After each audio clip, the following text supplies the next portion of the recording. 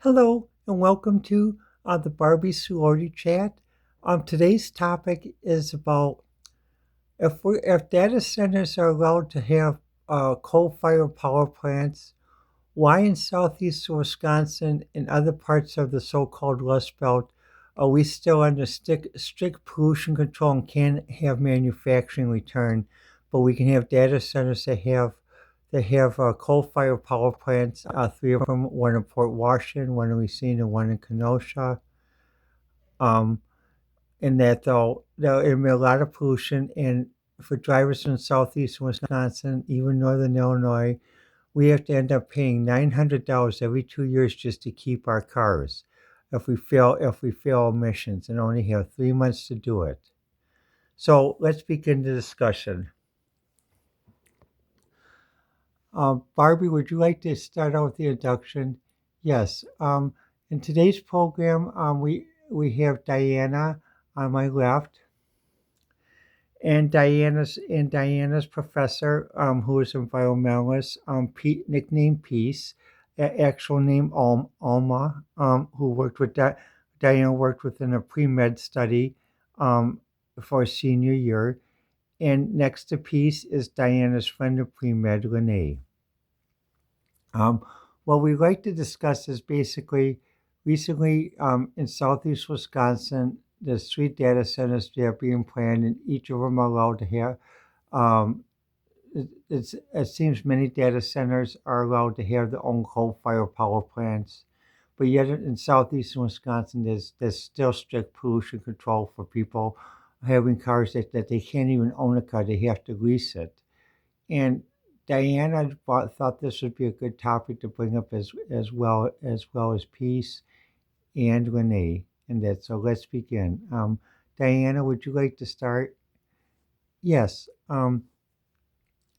When I was in pre-med at UW Parkside, the motors were still going. They're still making cars. At that time, they had partnered with Renault, and they were making the Renault Alliance. In addition, they made the Concorde, where I did actually had my first driver's test and obtained my driver's license. It's the first car with on-the-wheel, two-wheel to four-wheel drive.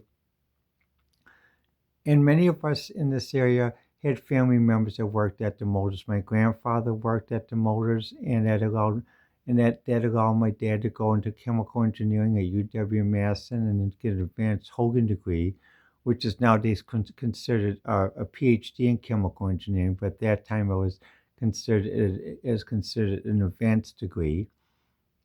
I went to Parkside and pre-med, later University of Phoenix, for an MBA and studied doctoral in management, 3 years in that though, everything but dissertation.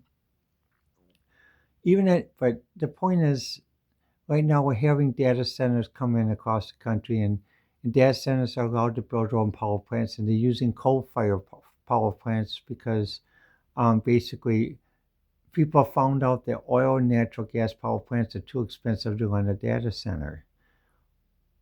Yes. Well, I can see your point there. Oh, Alma, did you want to jump in? Yes. Well, when Diana and many of the students that I taught came to Parkside, we talked. We had Parkside was a very environmental friendly school. It was built in 1968 at the height of the Vietnam War demonstrations, and also Parkside had a certain special feel. But I'll have Diane explain that later. But the other thing is, at Parkside we also had a very natural feel because we had in the spring sessions and even into early fall sessions we had lectures on the grass. We'd actually sit on the grass and lecture, and at Parkside. There's a special space in my memorial, so that basically when I visit Parkside, my reborn forum is actually an outdoor lecture group with lecture area with tree stumps and a lectern where people can sit outside. And oh, Renee, yes. Well, Diana and I were in pre med, and at the time we were in pre med, I was in remission from MS. So basically, it was very active. We had Parkside had dances. We were very active and healthy school. We did a lot. Like I said, outdoor lectures, game room, and other stuff. And all this was done, and basically with also had a healthy manufacturing environment where people had good trade jobs with good incomes, no student debt, and union protection. And so basically, you could live an upper middle class life whether you were in the trades or whether you were a professional. So what happens is basically, what about Parkside in regarding like today? Basically, I've seen when I look at the new figures for Parkside, students graduate with a student debt of 14,000. Although Parkside was originally set up as a state school. Diana, did you want to jump in? Yes. Well, when Renee and I went to Parkside, Parkside was a state school, and what happened, and for many years, even up to the time up to NAFTA, no student that graduated from Parkside had a student debt. Just to give you an example, when Renee and I went in 1982, both of us, one semester, had 21 credits of classes. Our tuition, because the state compensated for 90%, and this was supported by both sides of the aisle, by both Republicans and Democrats, um, for in-state students, was $600. Our books were $600, and that included massive textbooks.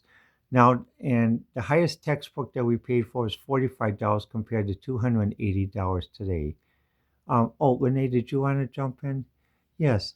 Well, and also, even when we bought used books, our used books were basically one half to one third the price, so $20 or $15, compared to today when students buy a used textbook, it comes out to if you have a $280 textbook, a used price they try to charge them is $230, and then also they try to say, well, you can lease the textbook for $160 for the semester, lease, not own, lease. And what happens? Both Diana and I feel this is atrocious. Alma, yes. Well, even if I were teaching today, I and other professors would really protest if we could, but basically, it's the same it's the same type of thing that why people are concerned about these data centers and the toxic mentality of big tech, and also the toxic male mentality of big tech. So, you think part of this is due to the toxic mentality of big tech in that, though? Would anyone like to elaborate? Yes, I would. Part of the reason why I walked away from big tech finally 2 years ago and went into crafting is because basically, um, I ran into something that caused me to have a relapse, and the relapse was so bad I was biting my fingers every day.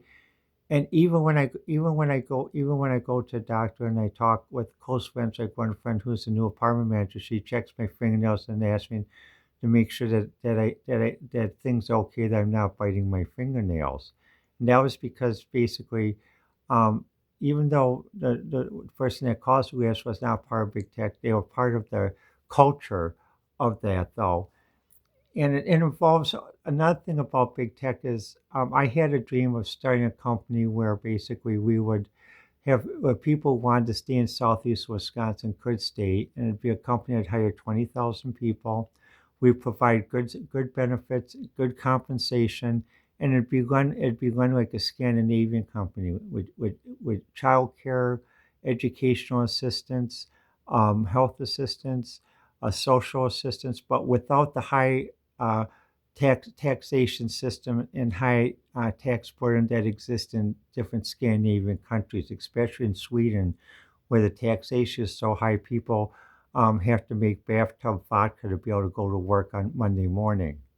So so what happens? I started a company in 2005, and I had some guys that worked with me, Alan, Steve, Eddie, and basically, I thought they shared the vision, but really what they're in is they're in basically to use me.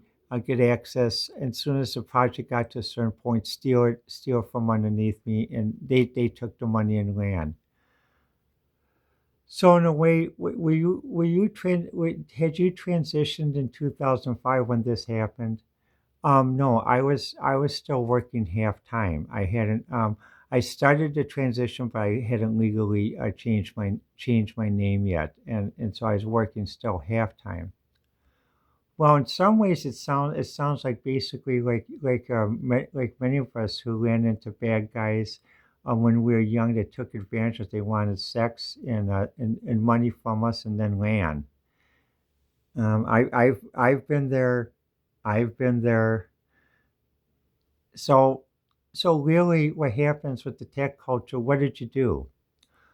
Well, early on, even in the '90s, I ran into this too, and I discovered the group Sisters, which was a group of women in IT, and it was also at one point they changed the bylaws to allow enlightened men to come in because there are many men in IT that didn't like the toxic male culture too, so they preferred to have a woman in IT organization that they could go to get away from this toxic male culture. So really, in addition, so even in addition to the ACM and IEEE, oh God, I'll try to keep my composure, but sometimes with some people that I met from those groups, their biggest thing of a party was just a kegger and getting drunk, and then basically later Monday morning trying to take advantage of many of the nice people to do the coding for them and then take credit for it. Oh God, no wonder many people don't like big tech and toxic IT. Well, yes, and when Diana and I were in school, what happened was one thing with Diana, though Diana had an Osborne one, which allowed her so that she didn't have to go into terminal room with all the toxic male guys because basically it was rather competitive and rather brutal because each of them would try to cut down each other's code. Say, well, you didn't have the right. Your comments suck. You're not doing it this way, and you're not doing it fast enough, and drive Diana nuts. And I could sense that too because Diana, even though basically she hadn't fully transitioned then, many of us realized Diana was trans, and also Diana was trans because basically of a genetic condition, which later I recognized as crime filters. So what happened was in my classes and in the certain departments of university, we tried to allow Diana to coexist so she could just Diana. I'm sorry, I'm talking about in the third person. I'm trying to just explain to our audience. Yes, I understand. I'm glad you mentioned that because the issue that exists with big tech though is basically what I find odd is this. Many tech data centers need to own power plants because of the high energy they need and the special power requirements. But yet they're building coal-fired power plants. But basically, in many of these areas, there's strict pollution control, like in southeast Wisconsin, northern Illinois. And so basically, um, manufacturing jobs will be replaced by service jobs. And what happens? Service jobs don't pay upper middle class income. So even though you have two people working, what happens? They have to pay excessive fees for leasing cars or trucks, and then they have to pay excessive fees for registration and emission control. In addition to a low salary while trying to raise their children, and it's like basically you can't win, you can't get even, and you can't leave the game. Exactly the old rule of 19th century capitalism, and that though, and should this is supposed to be a 21st century. We're more enlightened than that. Well, the other thing I would like to mention though too is even at the university level, basically, Diana and Renee have noticed that many people leaving computer science and computer science courses are diminishing. And I can see that as a professor because if students have to take a student loan, and then what happens, they're expected to pay back that student loan, and there's no thing about forgiveness or anything else because of of AIs taking jobs away or people using AIs the wrong way to replace people, not augment people's skills. Um, it explains why people are leaving big tech and even going into crafting of the trades. Exactly, and also with Diane, I'm glad basically 2 years ago she finally did do it. It took a while, and even with her mother and grandmother's spirit encouraging her because her mother and grandmother taught her how to sew and do crafting at a very early age, and also for Diana, it also encouraged her to restart the Barbie sorority because when we were in pre-med, our pre-med at Parkside, which we didn't realize, both Diana at the time was LOTC based, so it's very strict toxic male military based, and with Diana being LGBT because she's trans due to Klinefelter, and me basically being LGBT because basically I'm bi. Um, it made it very hard for both of us to continue in the program. That's why both of us worked as medical researchers and civilian military contractors during our career. So even though you guys faced the toxic male culture that existed in the military, in some cases in certain parts of the country, you still were willing to defend your country. Yes, yes, absolutely. And what did those who you worked with feel about that? There were many who supported us, and same with me.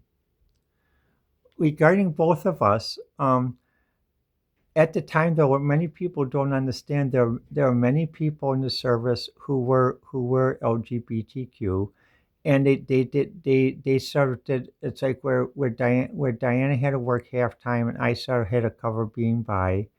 What happened was they also had to cover being LGBTQ. So basically, put on a persona of being like toxic male or work or interacting with people and stuff like that. Though yes, and what happened was the one advantage of Parkside when Parkside was founded. Parkside in 1960 was founded in the aftermath of the riots and excessive loss of civility at UW-Madison during the Vietnam War period. Because when Parkside was founded in 1968, every veteran who came to Parkside from the Vietnam War, no one was called any derogatory names or spat upon or insulted. Everyone was welcome back. Different from different campuses in the UW system and campuses nationwide. And it wasn't because we were a conservative campus. We were an open-minded campus. We had people, many of us had different beliefs, Republican, Democrat, progressive, um, even the old Milwaukee mirrors of socialism, which is different from democratic socialism, which is new communism. They're trying to claim they're like the Milwaukee mirrors, but they're not, because the Milwaukee mirrors supported basically people to have own private property, have own patents, copyrights, and trademarks, and to get fair royalties.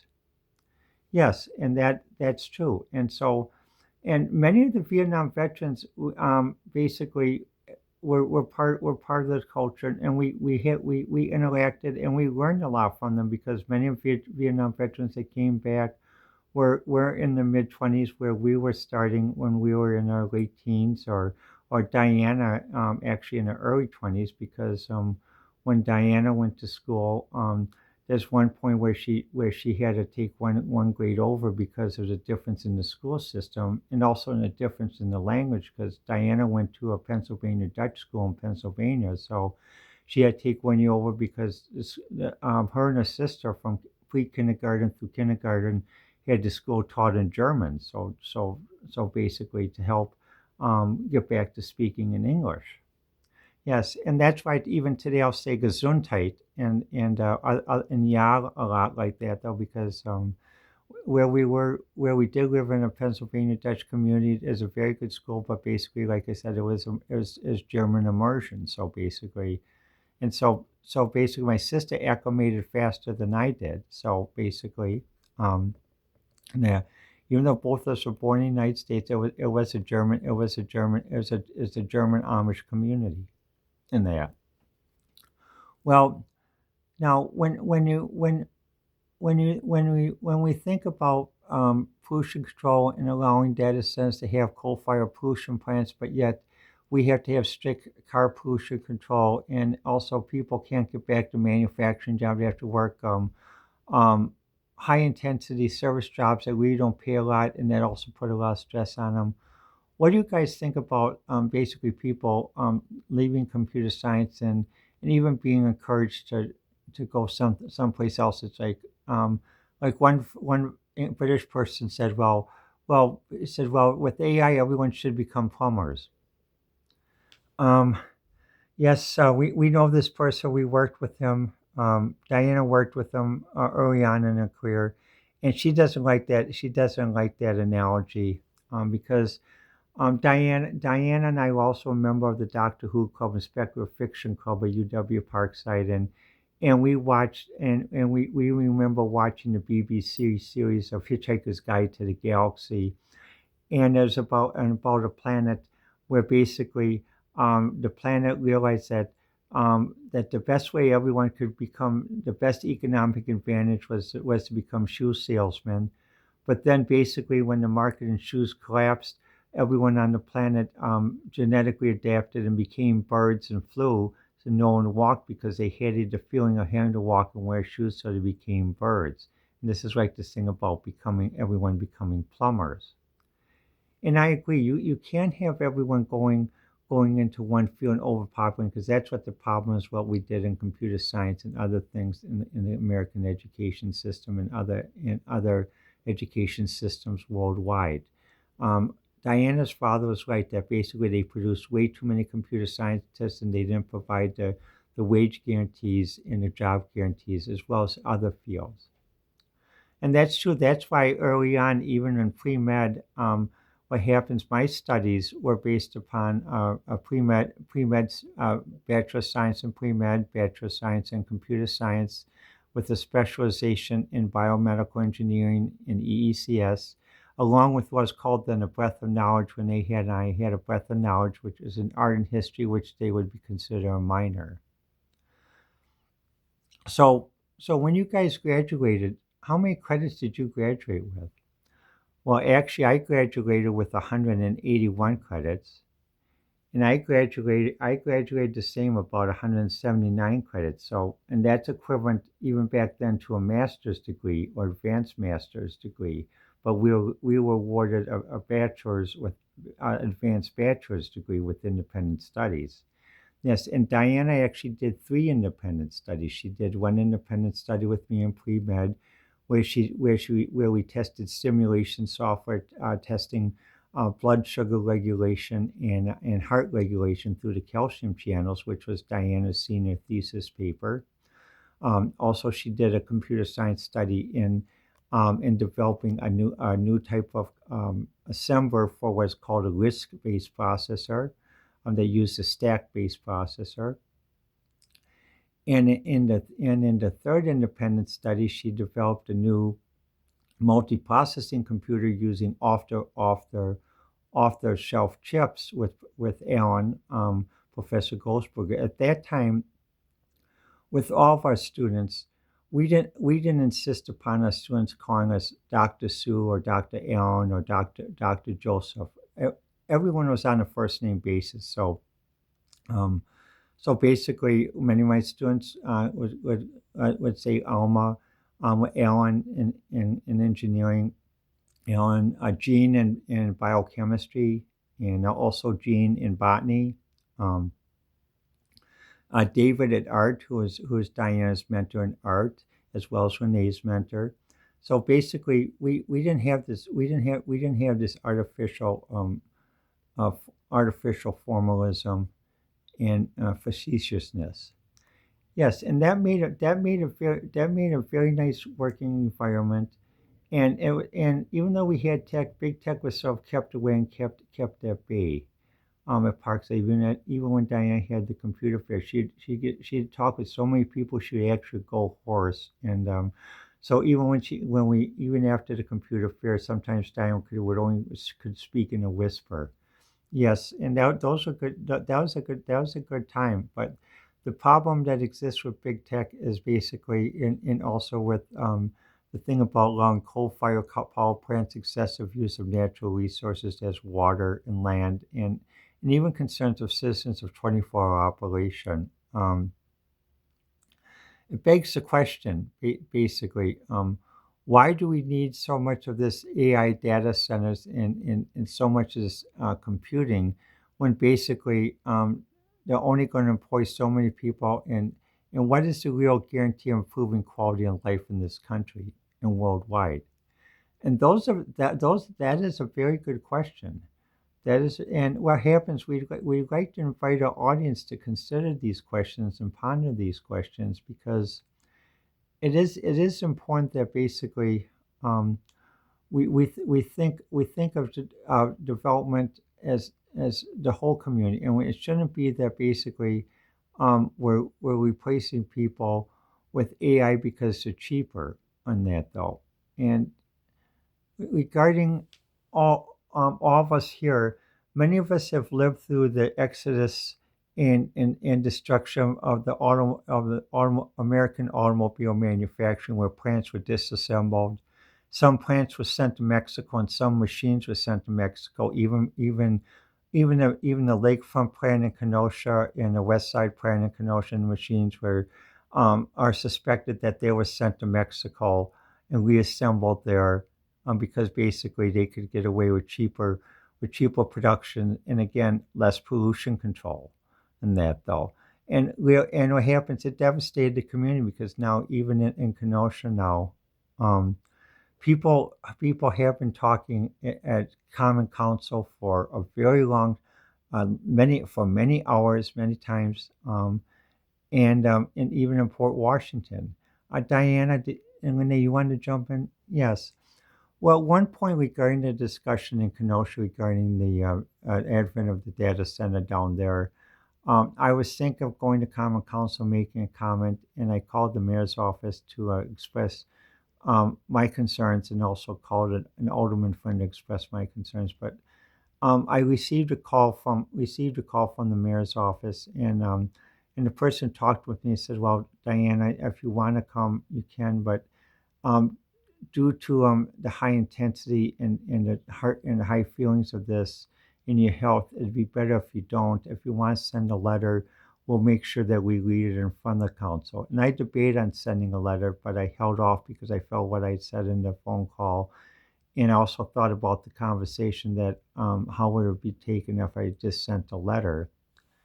And I'm glad Diana didn't go because basically Diane cares a lot. She spoke before Common Council in Kenosha for many years, but this has become a very charged issue, especially with many people in Kenosha, because even after the 2020 riots where Kenosha was torched, and there's a concern that carpetbaggers came in and outside developers came in to gentrify Kenosha, and there's a fear that they're going to try to gentrify Racine as well, and that. And having lived in Racine with my husband for many years, and we both my husband taught at a local high school in Racine. I taught at UW Parkside. I see the concern as well because basically um, former former auto cities or Rust Belt cities should not be gentrified.